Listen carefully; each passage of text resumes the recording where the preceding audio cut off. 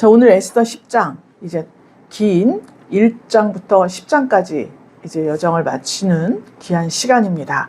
에스더서가 무엇을 말하고 있는지 이것에 대해서 우리가 다시 한번 이제 잘 정리를 해서 오늘 하나님의 말씀의 제목이 새로운 하나님의 나라입니다.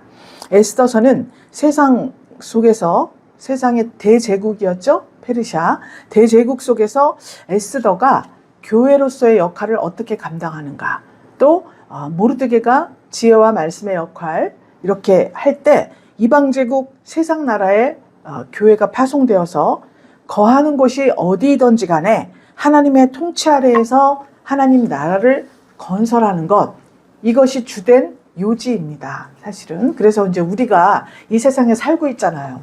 이 세상은 이 페르시아 제국과 같이 세상 제국 나름대로, 세상 나라 나름대로의 법과 질서와 여러 가지 통치 방식이 있습니다.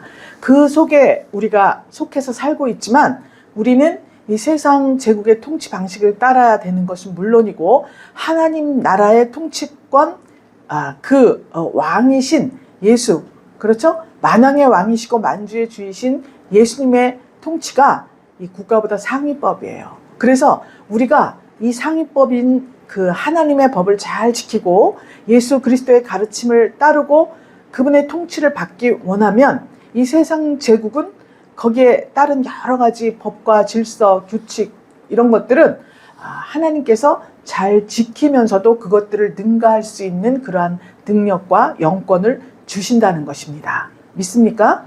그래서 부림절을 기념하는 것은 하나님의 백성들이 어느 곳에 있든지 하나님 통치 아래 있다, 내가. 이것을 확신하고 그곳에서, 내가 있는 곳에서 하나님 백성으로서의 삶을 증거해야 하는 것입니다. 이것을 지금 말하고 있어요. 오늘날 전 세계적으로 흩어져 있는 모든 성도들에게 적용되는 말씀입니다.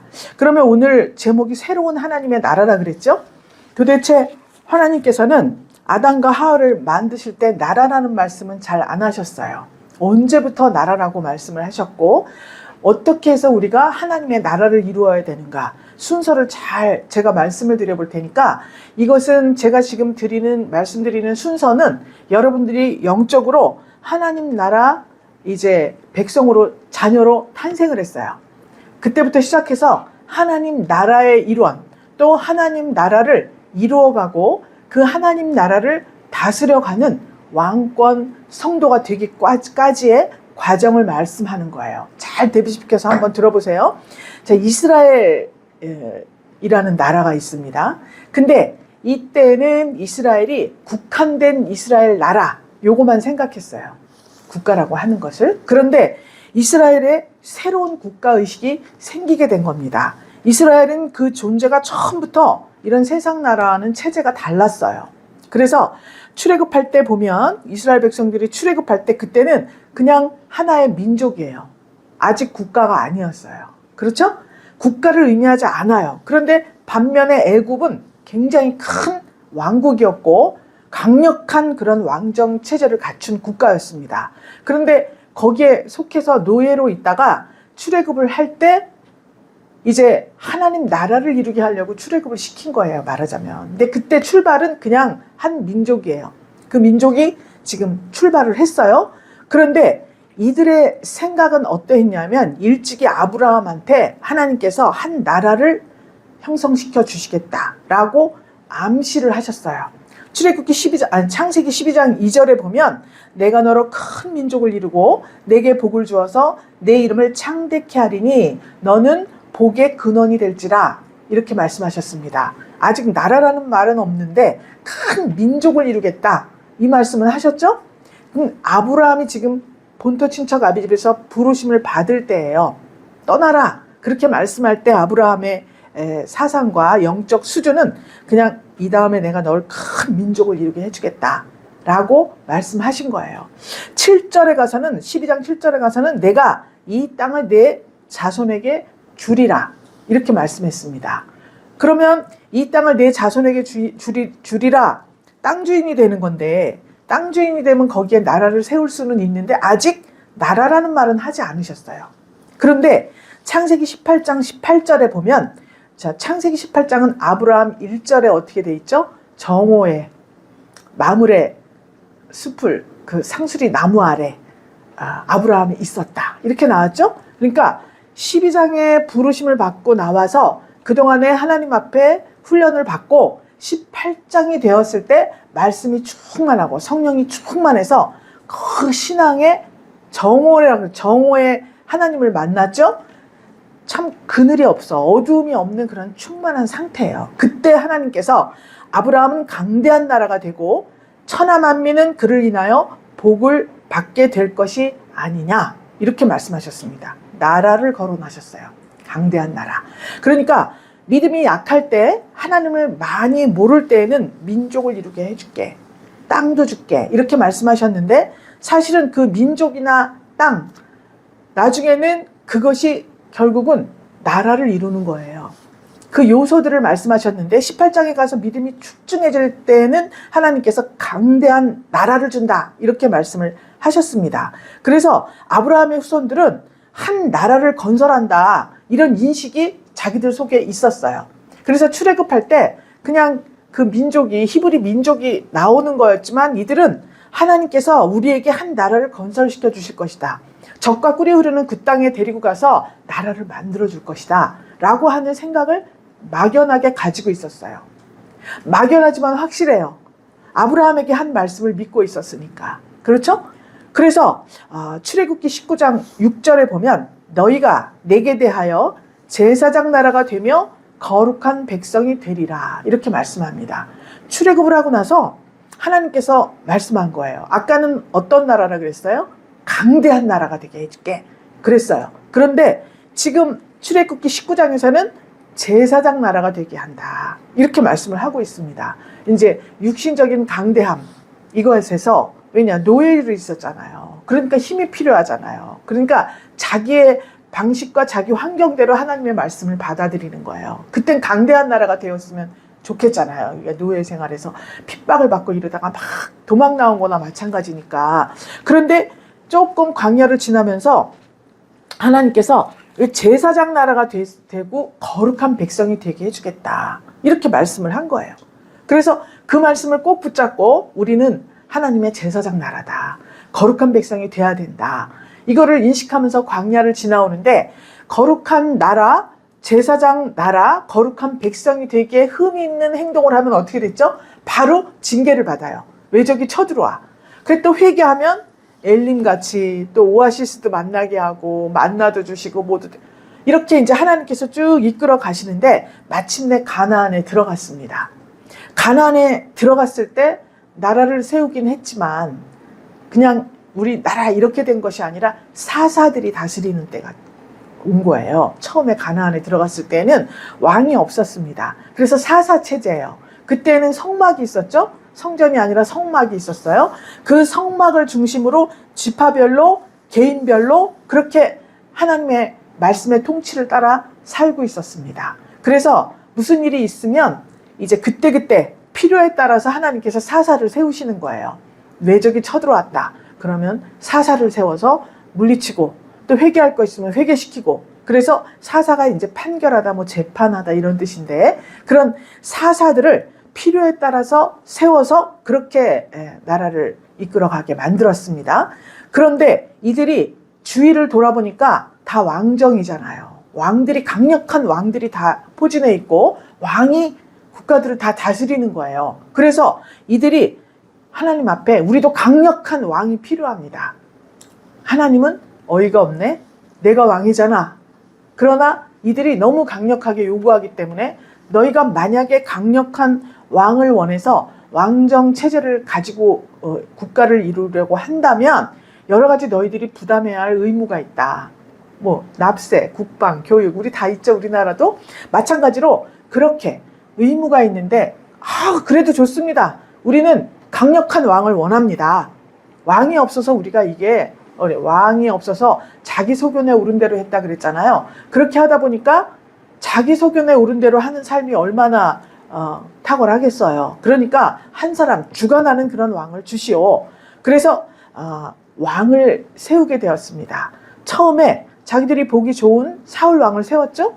그런데 이 사울 왕이 월권을 했기 때문에 이제 다윗에게 넘어갔습니다. 그래서 이 왕권 체제 속에 있던 이스라엘이라는 국가, 이 국가에서 가장 우리가 두드러진 것이 다윗 왕국이에요. 그 강력한 아람도 조공을 바쳤습니다. 다윗에게. 자, 솔로몬 제국 시대에는 말도 못합니다. 원방에서 아주 원근 각처에서 정말 그 솔로몬의 제국에 인사하러 오고 조공을 바치고 무엇을 하고 아주 부여와 부귀 영화 극에 달한 그런 나라를 이루게 되었죠. 이렇게 왕권 체제로 이어가서 열왕기하, 열왕기상, 역대상, 역대하 요걸 읽어보면 열왕들의 시대에 어떻게 살았는가가 다 나오는 거예요. 그러면 지금 우리가 이 살고 있는 이 시대는 어떤 시대냐? 우리가 사사시대는 우리가 필요할 때 우리가 교회로 달려간 거예요. 그냥 평소에는 내 마음대로 사는 거예요. 그죠? 왜 가나안을 들어갔어요? 가나안이라 내가 예수 믿는 성도라고 그렇게 고백은 하지만 딱히 그렇게 하나님 중심으로 살지는 않았어요. 그래서 내가 필요할 때 하나님께 기도해서 필요한 것을 얻고 또 조금 마음대로 살다가 또 저기 하면 또 달려오고 이런 좀 왔다 갔다 하는 그런 신앙이었는데 강력한 왕을 원한다 그랬죠? 주님께서 강권적으로 나를 좀 통치해 주세요. 이렇게 이제 기도하는 시대가 온다는 거예요. 그래서 왕권 체제를 갖춰서 명실상부한 제사장 나라가 됐다 그랬죠? 그래서 성전도 만들었잖아요. 그전엔 성막이었어요. 이렇게 절로 이사가면 옮겨 다니고 뭐 뜯어야 되고 막 이러는데 완전한 솔로몬 시대의 왕궁 또 왕궁도 짓고 성전도 지었습니다. 그렇게 해서 아주 영화로운 한때를 보냈어요. 그러면 우리 마음 가운데 우리가 하나님께서 우리 안에 성전을 이루는 것이 사실은 우리 성도에게 주는 목표잖아요. 그런데 지금 이 보이는 성전을 중요하게 생각하는 시대가 우리에게 있었다는 거예요. 그래서 예배당이잖아요. 우리 예배당인데 성전이라고 그러고요. 굉장히 이 보이는 것을 중요하게 생각하는 시대가 있었잖아요. 우리 신앙생활 가운데. 지금도 있는 사람도 많죠. 그래서 보이는 성전 중심으로 그렇게 나의 신앙생활이 펼쳐지던 시대가 있습니다. 기도를 해도 꼭 교회 와서 해야 되고 뭐를 하면 꼭 교회에서 뭐 이렇게 뭐 하는 것에 대해서 이걸 하면 복을 받는다, 저걸 하면 복을 받는다, 저렇게 하면 건강을 받는다, 뭐 그렇게 보이는 성전을 중심으로 한 그런 신앙생활을 하던 시절이 있었습니다. 우리 맨날 그 밍크담요 가지고 밤에 교회 가서 철야했잖아요. 그때 한 몇 년 됐어요. 몇 년 동안 계속 매일 그렇게 했습니다. 뭐 철야하시오 말씀하신 적이 없어요. 우리가 막 처음에 은혜 받고 성령이 충만해서 막 방언받고 각가지 은사가 나타나니까 집에 있을 수가 없습니다. 그 견딜 수가 없으니까 우리는 밤에 어디 나가는 거 정말 싫어하는데도 그렇게 밤에 아주 와가지고 그렇게 철야를 하고 너도 나도 다 교회 와서 자고 이렇게 이제 성전 중심으로 진행되던 그런 신앙 생활하던 시절이 있다는 거예요. 그런데 그 체제가 이제 역사적으로 봤을 때 다윗 왕국이나 솔로몬 제국 시대에 굉장히 왕성했죠. 그리고 쭉 왕들의 시대가 지나갔는데 그러나 하나님의 심판으로 성전도 무너지고 예루살렘 성도 다 무너져버리고 폐허가 돼버리는 사건이 발생합니다. 그래서 하나님께서 그 보이는 성전 중심의 삶 이것에서 이제 보이지 않는 새로운 하나님의 나라 이것으로 서서히 이끌어 가시는 거예요. 그래서 성전이 다 무너지고 백성들은 전부 포로 잡혀가고 이런 시대에 예레미야와 이사야 선지자, 스가랴 선지자 이런 여러 선지자들이 말씀을 증거합니다. 예레미야 31장 31절에 보면 하나님께서 예레미야를 통해서 내가 이제 새로운 언약을 세우는데 이스라엘 집과 유다 집에 새 언약을 세우리라 이렇게 말씀합니다. 이스라엘은 그때 당시에는 남북이 갈라졌기 때문에 북이스라엘, 남은 유다라 그랬죠. 그러니까 이스라엘 집과 유다 집에 새 언약을 내가 세울 것이다. 체제가 약간 달랐어요. 북이스라엘과 남유다와. 그러나 그 모두를 통합하여서 하나님께서 새 언약을 세울 것이다. 이렇게 말씀하십니다. 그리고 33절에 내가 이스라엘 집에 세울 언약이 뭐냐 하면 내가 나의 법을 그들의 속에 두겠다. 그리고 그 마음에 기록하겠다. 말씀하시는 거예요. 그리고 나는 그들의 하나님이 되고 그들은 내 백성이 되리라. 이렇게 말씀을 하신 것입니다. 그래서 마음에 하나님의 법을 기록한다 그랬잖아요. 또 나의 법을 그들의 우리 속에 두신다는 거예요. 그러니까 우리 속에 법을 두고 마음에 그것을 기록하기 위해서는 어떤 방식이야? 구약시대에는 잘 몰랐죠. 근데 우리는 지금 다 알죠? 성령께서 우리 마음에 계신다는 거예요. 그러니까 성령이 그들 마음 법을 둔다 그러면 성령이 우리 안에 계시다는 거예요. 그래서 성령의 감동은 곧 그게 법이라는 거죠. 그래서 나의 법을 그들 속에 두고 마음에 기록하겠다. 그러니까 너희 마음 가죽을 베어라. 그것이 할례예요. 마음의 할례를 받으라 그랬잖아요. 그래서 몸의 할례가 아니라 마음의 할례를 받아라. 이렇게 말씀을 하고 있었습니다. 그러니까 이제부터 세워지는 나라는 이런 세상 나라들과는 전혀 다른 성격의 나라를 하나님께서 세우실 것이다. 이것을 말씀하고 있는 거예요. 그때 하나님의 말씀과 하나님의 공의로 다스려지는 나라, 이 나라는 어떤 지역에 국한된 것이 아니라는 거예요. 그래서 오늘날 페르시아 제국 속에 있는 에스더와 모르드게를 부각시킨 것은 어디에 있든지 이스라엘 꼭 예루살렘 거기가 아니라도 어디서든지 하나님의 나라가 세워질 수 있고 하나님의 통치하는 나라가 있을 수 있다. 내가 앞으로 세울 나라는 그런 나라다. 이것을 지금 말씀하고 있습니다. 이사야 65장 22절 말씀 한번 읽어보세요. 그들의 건축한 데 타인이 거하지 아니할 것이며 그들의 재배한 것을 타인이 먹지 아니하리니 이는 내 백성의 수완이 나무의 수완과 같겠고 나의 택한 자가 그 손으로 일한 것을 길이 누릴 것임이며. 다 다른 데인가 본데? 이게 아닌데. 새하늘과 새 땅이 내 앞에 항상 있을 것 같이 너희 자손과 너희 이름이 항상 있으리라. 이제 글씨가 이상해서 21로 했나 보다. 자, 하나님께서 이 하나님의 말씀과 공의로 다스려지는 나라는 어떤 나라냐면 새하늘과 새 땅을 말씀하고 계신 거예요. 그래서 이제 이 보이는 나라, 땅, 하늘 이런 것들이 중요한 것이 아니라 보이지 않는 것. 그래서 새하늘 새 땅이면 뭐라 그랬죠? 우리 요한계시록에서 매일 해주 20장에 새하늘 새 땅은 뭐냐? 이제 우리가 하늘같이 생각하던 것들이 더 이상 우리에게 그런 하늘 같은 의미가 없다. 우리가 중요하게 생각했던 땅, 이 모든 것들이 더 이상 우리에게 의미가 없다. 이것을 말씀하고 있습니다. 새하늘과 새 땅은 새하늘이 누구냐? 하나님께서 열어주시는 하늘이에요. 그래서 하나님의 법과 성령의 법이 나에게 역사했을 때 펼쳐지는 세계가 하늘입니다. 그래서 하나님이 그 새하늘, 새 땅, 이 땅에 내가 살면서 가지가지 애통하고 곡하고 슬픔과 기쁨과 희로애락이 나를 지배했었습니다. 그런데 이제 더 이상 내가 하나님의 통치를 받고 하나님의 성령이 내 안에 있고 그 법이 내 안에 있다 보니 내 마음에 기록된 성령의 법으로 살다 보니 이제 더 이상 이 땅의 것들은 나를 슬프게 하고 기쁘게 하고 애통하게 하고 곡하게 할 수 없는 그러한 새 땅. 그래서 새 하늘과 새 땅이 나에게 이루어지게 하겠다. 이렇게 지금 말씀을 하고 있는 것입니다. 그런데 거기에 더불어 너희 자손과 너희 이름이 거기에 항상 있으리라. 이렇게 말씀하고 있습니다. 그러니까 이 나라는 구약시대 사람들로서는 잘 상상이 가지 않는 나라입니다. 어떻게 하면 그런 나라가 있을 수가 있나? 나라는 영토가 있어야 되는데 그래서 이스라엘이라는 예루살렘 성이 있고 성전이 있는 그곳을 돌아가려고 하고 심지어는 예수님께서 오실 때 동쪽으로 오신다고 그래가지고요. 예루살렘 성 동쪽 문에는 앞에 무덤들이 빡빡하게 있습니다. 여기 감람산이 이렇게 있어요. 감람산이 있으면 골짜기 내려가면 여기가 예루살렘 성전이에요. 그러니까 감람산에서 이렇게 내려다보면 성전 그쪽이 동문입니다. 그래서 그 동문이 바라보이는 묘지 엄청 비싸요. 제가 이제 학부 때 거기 갔으니까 성지여행 갔으니까 10년 됐어요. 10몇 년 됐는데 그때 그 땅 바라보이는 묘지 요거 하나에 1억이 넘는다 그랬습니다.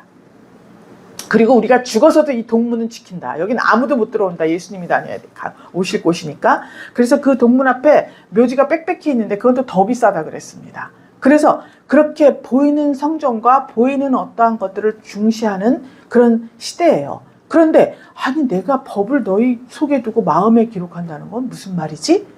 이해가 잘 안 되는 시대였습니다. 그런데 선지자들을 통해서 계속 말씀하신 거예요. 그래서 스가랴 14장 20절 한번 읽어보세요.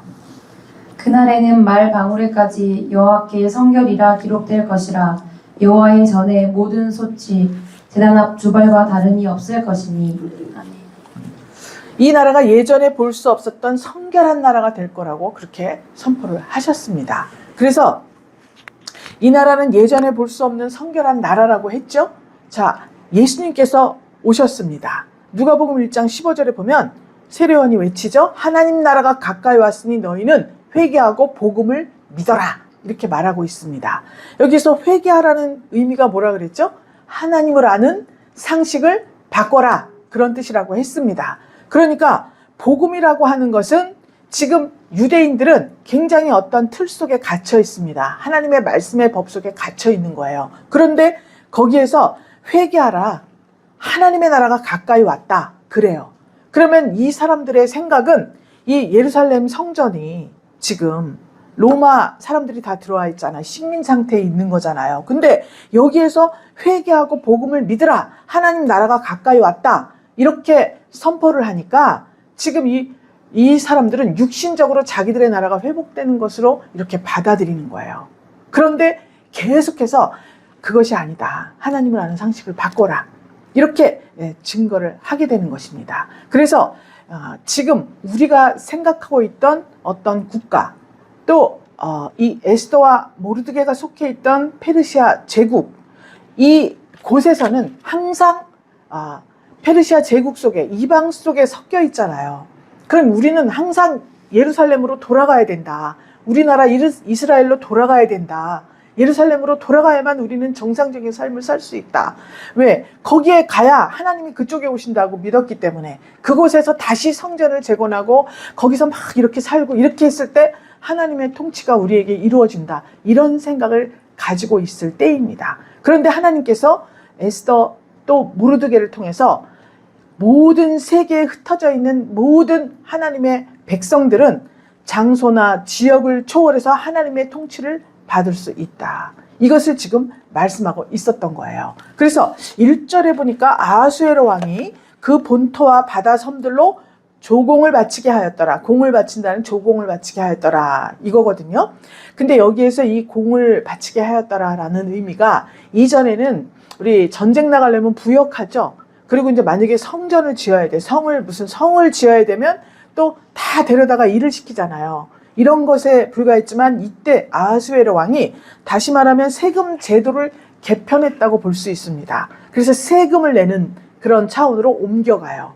그래서 만약에 저 127도가 있잖아요. 그러면 거기에서 세금을 받는 거예요. 세금, 인두세 같은 거. 그러니까 좀 세제가 향상됐어요. 행정력이 더 강화된 거죠. 그래서 이 제국이 광대해졌다는 것을 암시하고 있습니다. 그래서 이 아하수에로 왕이 우리가 볼 때는 그리스 전쟁에서 패했잖아요. 그러니까 그쪽은 육지 쪽으로 가는 거잖아요. 거기서 이제 패했습니다. 그러니까 이 섬들이 많이 있었죠. 그 섬들을 다 장악한 거예요. 정복한 거예요. 그래서 후기에 가서 이 아하수에로 왕이 조금 섬들을 많이 이 정복을 하게 돼서 여기 보면 바다 섬들로 조공을 바치게 했다. 본토와 이렇게 나와 있죠. 그래서 후기에는 왕성하게 활동을 했습니다. 그래서 이 제국이 더욱더 광대해졌다는 것을 말해주고 있는 거예요. 왜 그랬을까요? 모르드게가 총리였잖아요. 하나님의 사람이 총리였습니다. 재상이었어요. 그랬기 때문에 하나님의 방식대로 잘 정치를 했겠죠? 그 증거가 3절에 있습니다. 유다인 중에 존대하여 허다한 형제에게 괴물 받고 그 백성의 이익을 도모하고 그 모든 종족을 안위하였더라 라고 기록되어 있습니다.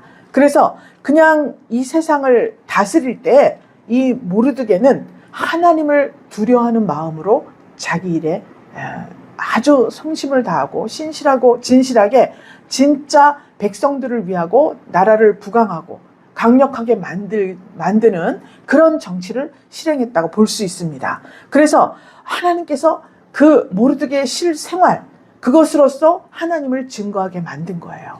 그래서 처음에는 무능하고 결단력도 없고 그런 왕인 것 같은데 후반에 모르드게가 재상이 돼서 함께 재상이 사실은 다 가는 거잖아요. 정치를 하는 거잖아요. 나라를 다스리는 거라고 볼 수 있습니다. 그때에 가서 이제 점점 영토도 넓어지고 강력한 어떤 행정력을 갖추어 세금 제도도 새로 만들고 또 각 나라들에서 조공도 받고 이러한 것들이 좀 체제가 잘 정비가 되고 튼튼해졌다. 이렇게 볼 수가 있습니다. 하나님께서 하나님의 사람들에게 기대하시는 것이 바로 이런 거예요. 내가 어떤 회사를 다니든 직장 다니든 또 공무원 생활을 하든 또 내가 성도로서 교회 생활을 하든 내가 있는 곳은 이렇게 이방 제국이지만 모르드게 덕분에 하나님께서 그 나라를 잘 보호하시고 통치해 주시는 거잖아요. 그러니까 예수 믿는 한 사람 때문에 회사가 강력해지고 또 하나님께서 주신 지혜와 명철로 자기를 감당하기 때문에 하나님 두려운 줄을 알고 보이는 곳이나 보이지 않는 곳에서도 공의를 실현하기 때문에 하나님께서 그가 있는 그 하나님의 백성이 있는 곳은 잘 될 수밖에 없습니다. 믿습니까? 이런 것들을 여러분들이 경험해 보셔야 합니다. 그래서 내가 어디든지 내가 속해 있는 공동체는 하나님의 능력과 하나님의 보호하심과 감찰하심으로 인하여서 공평과 정의가 하수같이 흐르는 그런 곳이 되어야 하는 것은 물론이고 더 지경이 넓어지고 확장되고 또 어떤 질도 향상되는 이러한 역사가 반드시 따라다녀야 하겠다. 이렇게 보는 것입니다. 그래서 하나님을 두려워하는 모르드게의 인격과 삶을 통해서 나라가 안정이 되었습니다. 나라가 안정이 되었어요. 자, 하나님께서 2절에 보니까 왕의 능력의 모든 행적과 그랬습니다. 1절에 조공을 바치게 하고 세제를 개혁한 것을 보았을 때 그것을 왕의 능력의 행적이라고 그렇게 표현을 하고 있습니다. 또 모르드게를 높여서 존귀케 한 사적이 메대와 바사 열왕의 일기에 기록되지 아니했느냐? 연대기에 기록이 된 거예요. 이방나라 역사책에. 이방나라 역사책에 기록된 사람이 또 있죠? 요셉도 있었고요. 다니엘도 있었습니다. 이렇게 하나님께서는 하나님의 사람을 높여 존귀케 만들어서 이 세상 속에서 하나님의 뜻대로 세상 나라를 다스려 갈 그런 인재를 지금 하나님은 살펴 구하고 있다는 것을 말씀하고 있습니다. 여러분들이 그 주인공이 되시기를 주 예수 그리스도의 이름으로 축복합니다. 6장 1절부터 3절까지 보면 모르드게가 내시 두 명이 왕을 살해하려는 계획을 알립니다. 그래서 왕의 목숨을 구했어요. 근데 그것이 궁중일기에 기록이 됐다 그랬습니다. 그런데 그렇게 기록이 되었지만 왕에게는 그냥 잊혀진 사건에 불과합니다. 본인을 죽이려고 했는데 그래? 그것들을 다 쳐다내라 다 했잖아요, 본인이. 근데 잊어버리고 말았습니다.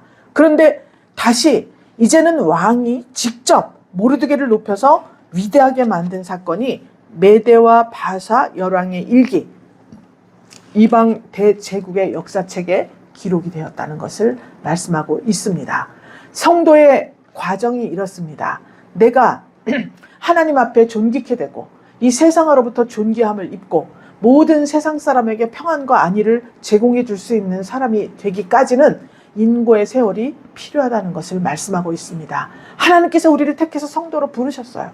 그런데 아브라함의 일정을 보고 요셉의 일정을 보고 다니엘의 일정을 보더라도 하나님께서는 그냥 어느 한순간에 툭 높은 자리에 세워서 무언가를 시키는 것이 아니라는 것입니다. 지금 오늘날 내가 어느 자리에 있다고 하면 그 자리에 있기까지 우리는 아주 수없는 고난을 겪었고 말할 수 없는 눈물을 흘렸고 너무 눈물을 많이 흘려가지고 얼굴들이 하얗잖아요.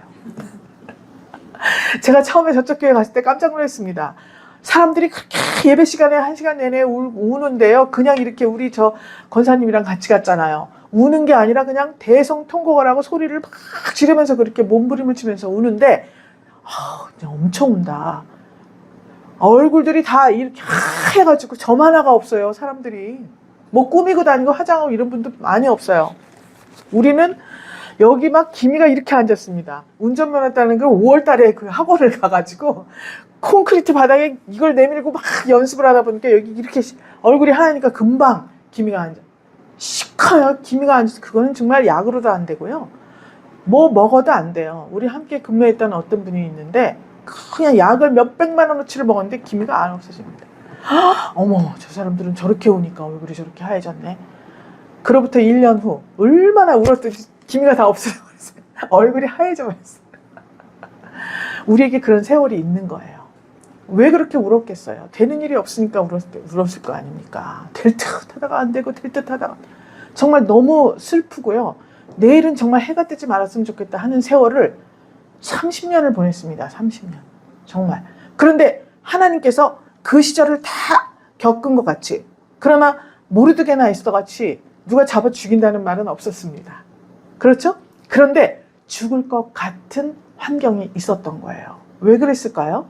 왜 죽인다는 사람이 없고 죽을 것 같은 환경이 우리를 덮칩니까? 예수님이 죽으셨잖아요. 예수님이 죽으셨어요.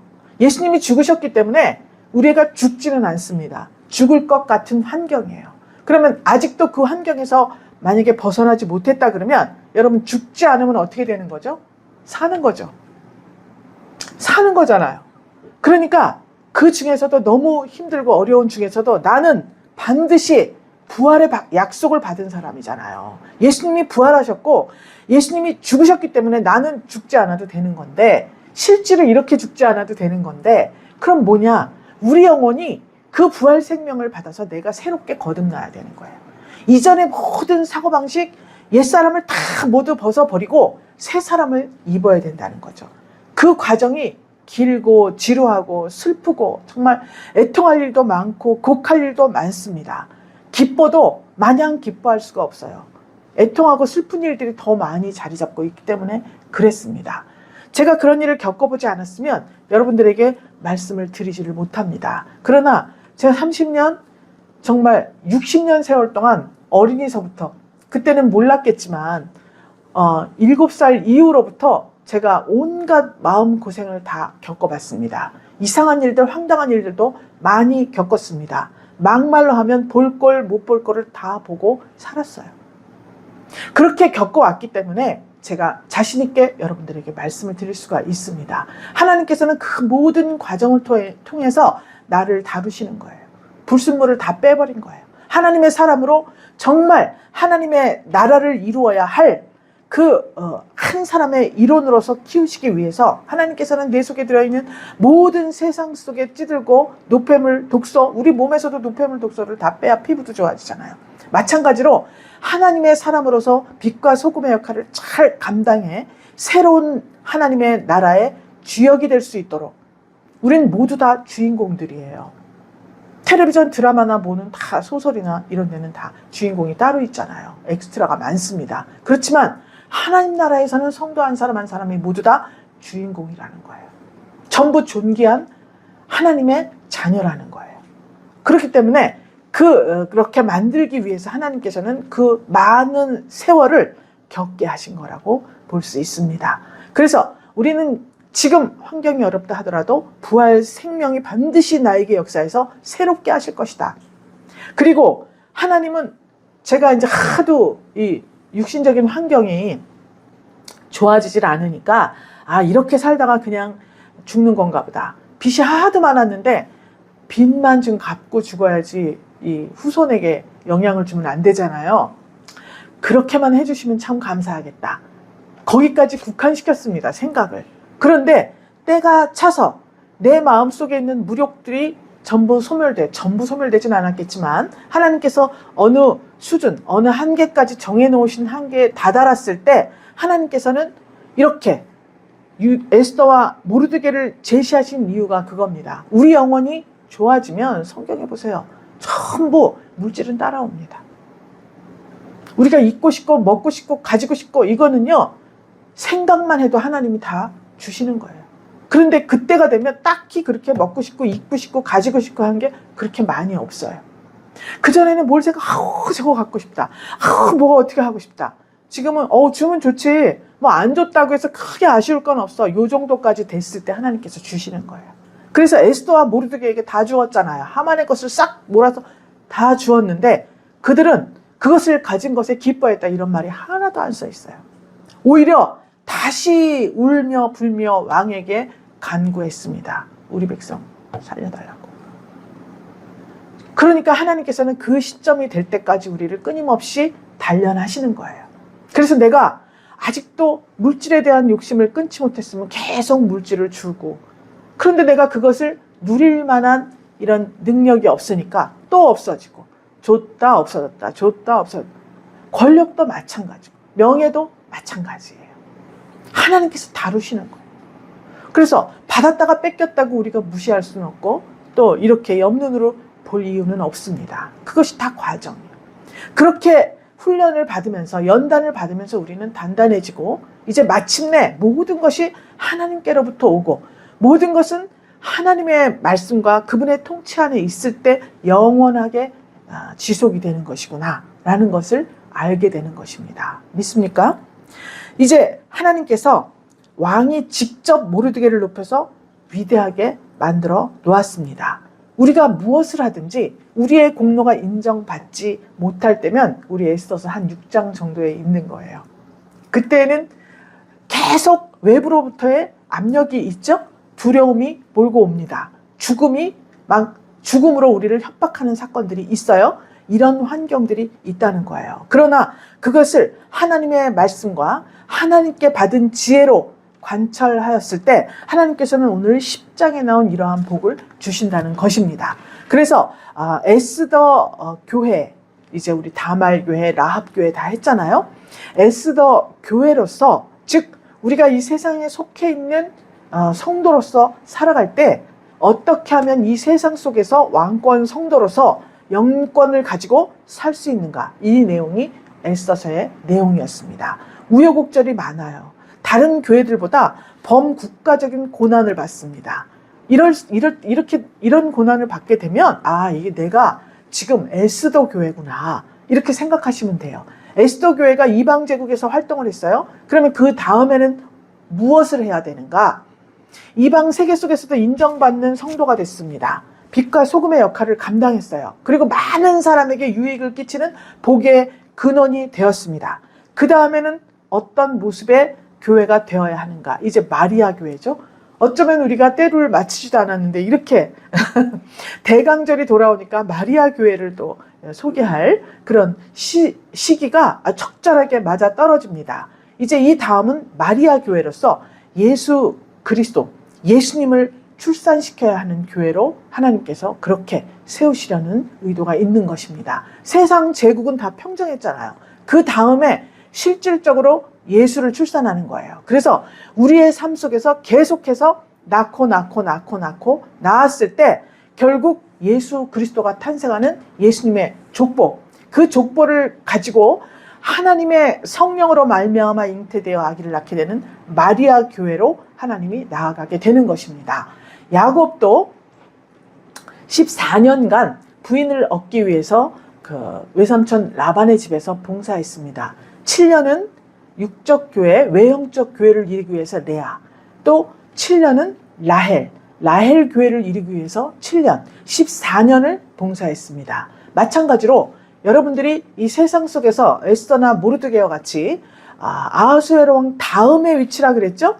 그 다음의 위치에 올랐다. 이거는 이 세상 속에서 살아갈 때 교회로서의 모습을 전혀 잃어버리지 않고 많은 사람에게 유익을 주는 외형적 교회가 완성됐다는 것을 의미합니다. 그 다음 차례는 마리아 교회로서 실질적으로 예수를 출산해야 돼요. 그러면 예수님 닮은 자들을 출산해야 돼요. 그럼 마리아가 높은 뜻이라 그랬잖아요. 그래서 이제 에스더 교회를 마치고 마리아 교회로 넘어갈 때에는 하나님께서 영적으로 여러분들에게 많은 은사도 주시고 축복도 주시고 은총도 베푸실 것입니다. 오늘 육신적으로 얻을 것은 이 10장에서 다 얻게 되었습니다. 에스더와 모르드게가. 그러니까 이 10장을 마치고 이 말씀을 여러분의 말씀으로 영접하고 내가 이제 무슨 일을 하든지 하나님의 뜻을 만민에게 전하는 도구로 선택되었으니 하나님의 백성들을 세상 가운데에서 존귀하게 하실 때 나를 잊지 않으실 것이다. 이런 사고방식을 가져야 돼요. 또 하나님께서는 풍성하게 복을 주실 거잖아요. 그런데 그것을 통해서 하나님 나라를 확장시키려는 뜻을 가지고 계시다는 거예요. 바꿔서 말하면 세상 가운데에서 내가 존귀하게 되고 싶으면 어떻게 해야 됩니까? 하나님 우리에게 주신 하나님의 뜻을 만민에게 전달하는 도구, 즉 간단하게 말하면 전도예요. 전도를 하는 거예요. 그럼 이전에는 전도를 하려도 잘 안 되고 했는데 이제 이렇게 말씀이 선포된 이상 내가 하려고만 하면 만민에게 전달하는 도구, 축복의 통로로 나를 사용하신다는 거예요. 지난 주간에 참 감사하게도 우리 이제 신숙기 집사님께 전도를 잘 하셔라 앞으로 이제 부탁을 했습니다. 우리 기도회 끝나고 우리 권사님과 두 분이 전도 좀 잘 하십시오. 근데 그 말씀 떨어지자마자 저기 일산의 암센터에 이 신문을 갖다 꽂아놓고 오셨다 그래요. 그런데 일산에 사는 한 오래된 친구 하나가 전화가 와 있더라고요. 카톡으로 막 보이스톡을 했어요. 근데 못 받아지 저걸로 해놨으니까 진동으로 해놓고 일을 보고 있었으니까 못 받았잖아요. 근데 조금 있다가 다시 또 전화가 막 와 있는 거예요. 이 전화번호가 이제 입력이 안 됐으니까 몰랐는데 다 뒤져보니까 친구예요. 그 일산 100% 암센터 옆에 살아요. 그 건영빌라 있잖아요. 건영빌라. 거기 살아요. 그런데 갑자기 전화할 일이 없잖아요. 10년도 넘었는데 신문을 본 것 같아. 나중에 내가 이제 한가해지면 통화 좀 해보려고 그래요. 하나님께서 금방금방 눈에 띄게 하고 이 역사를 이루어 주시는 것입니다. 그렇게 많은 사람에게 그런 축복의 통로 역할을 하면 세상 가운데서 존귀하게 될 수밖에 없습니다. 믿습니까? 또 하나님께서 풍성하게 복 주시기를 원합니다. 우리는. 그럼 어떻게 해야 되느냐? 이 주신 복을 가지고 하나님 나라를 확장시키려는 뜻을 품을 때 하나님께서는 아낌없이 복을 부어 주신다는 것입니다. 사랑하는 분이엘 성도 여러분, 하나님께서 일찍이 택하셔서 성도된 우리는 하나님 나라 확장시키는 사명이 있습니다. 누구에게나 다 시키는 것은 아니에요. 그 사람이 다루심을 받고 아브라함과 같이 말씀과 성령이 충만할 때 하나님께서 그 복을 주시고 너를 통해 나라를 이루겠다 말씀하시고 약속해 주시는 것입니다. 늘 화평하고 진실한 그러한 말로 편지를 썼을 때 에스더와 모르드게가 오늘 이와 같이 부귀영화를 다 누리고 하나님 나라를 세우는 큰 역할을 하게 된 것입니다. 한 시대에 하나님의 나라를 이루고 하나님께 쓰임받는 그리스도의 편지가 되어서 하나님께서 주시고자 하는 존귀함과 풍성한 복을 다 누리시기를 주님의 이름으로 축복합니다. 하나님 감사드립니다.